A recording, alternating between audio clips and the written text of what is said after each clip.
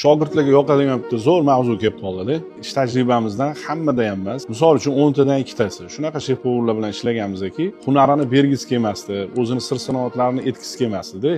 Masalan, bitta ovqat tayyorlab turibdimi, o'sha eng kulminatsion joyi keladi-yu. Borandan xolodilnikdan narsa olib kelgin, borani kartochkani olib kelgin, go'sht olib kelgin, shuni jo'natib, ovqat shuni tayyorlab qo'yardi-da.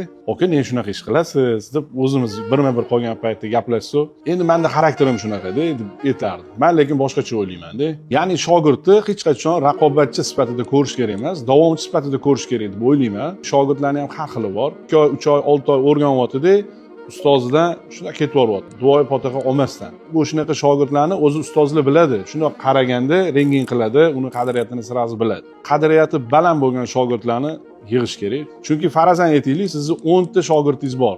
Siz sababingizdan shu oilasini boqyapti, davomchingiz bo'lyapti. Agar siz o'rgatmagan taqdiringizda ham baribir u shogird aytib o'rganadi. Keyin shu bitta umrga eslab qoladi. Men shu inson bilan ishlaganman, ovqatga yaqinlashtirmasdi. Faqat kartochka artib o'tirardim, deydi-da. Misol uchun yaxshi kunlarimiz bor, yomon kunlar bo'lmasin.